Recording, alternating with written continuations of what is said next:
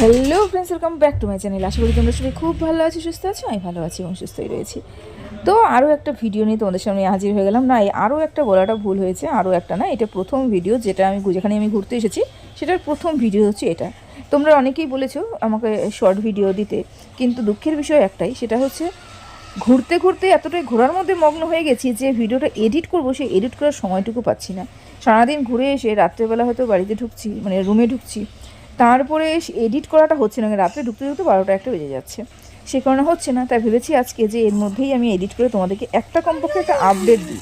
কেন, আমার কি অনেকে জিজ্ঞাসা করেছে আমি কোথায় ঘুরতে এসেছি, তাই তো? আচ্ছা, তোমরা দেখে নিয়েছো অনেক কিছু দেখলে। প্রথমে একটা গেট দেখলে, বড় একটা মন্দিরের গেট দেখলে। আচ্ছা, এটা কি হচ্ছে বলো তো? এটা হচ্ছে মারপিট। হ্যাঁ, আমি ভিডিও করতে করতে হঠাৎ দেখি যে মন্দিরের মধ্যে একটা মারপিট ঝগড়া একটা পরিবেশ সৃষ্টি হয়ে গেছে। কারণ এতটাই ভিড়, এতটাই অশান্ত পরিবেশ হয়ে গেছে, মানে ভিড় অশান্ত পরিবেশ বলাটা ভুল হবে, মানে কিছু কিছু মানুষ থাকে না যে এত ভিড়ের মধ্যে ধৈর্য রাখতে পারে না, ধৈর্য হারা হয়ে যায়। যাই হোক, সেটা বাদে দিলাম।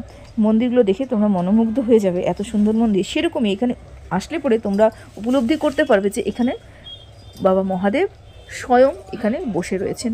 এটা কোথায়? এটা হচ্ছে কুবেরেশ্বর ধাম। আচ্ছা, কুবেরেশ্বর ধামটা কোথায় তোমরা এখন আমাকে জিজ্ঞাসা করবে। কুবেরেশ্বর ধাম হচ্ছে মধ্যপ্রদেশের একটা জেলা, ভোপাল। ভোপাল জেলার একটা ছোট্ট শহর হচ্ছে শিহর। শিহরের মধ্যে অবস্থিত হচ্ছে কুবেরেশ্বর। কুবেরেশ্বর এখানটায়, এই কুবেরেশ্বর ধাম নিজের মধ্যে নিজের বিশাল মাহাত্ম্যটা বহন করছেন। কারণ এখানে মহাদেব নিজে এসে উপস্থিত হয়েছেন এবং এখানে মহাদেব কুবের রূপে প্রতিষ্ঠাপিত হয়েছেন। কুবেরেশ্বর, এই জন্য নাম হচ্ছে কুবেরেশ্বর। এখানে যারা যারা পুজো দিতে আসে, তারা কেউ খালি হাতে ফিরে আসে না, এটাই হচ্ছে এখানকার প্রচলিত কথা। এবং এখানে বলে যে হর কঙ্কর মে শঙ্কর ভগবান কা বাসবাসে। এখানে এই কথাটা প্রচলিত রয়েছে, মানে প্রত্যেকটা পাথরের মধ্যে, এই কুবেরেশ্বর প্রত্যেকটা পাথরের মধ্যেই শঙ্কর ভগবানের বসবাস করছে, এরকম একটা ব্যাপার। যাই হোক, আমরা এখানে পুজো পালি দিয়েছি, খুব উপভোগ করেছি, ঠাকুরকে উপভোগ করেছি, মানে পুজো দিয়েছি, ধ্যান করেছি, সব কিছু করেছি। আর তোমাদের সাথে একটা খাওয়ারের জায়গা শেয়ার করলাম, মানে এটা ভোজনালয়। পুজো টুজো করে সবাই কিন্তু এখানে ভোজন করতে আসে এবং খাওয়া দাওয়া করে নিজেরাই বাসন কোসন ধুয়ে রাখে। আচ্ছা, এই হচ্ছে শঙ্কর ভগবান।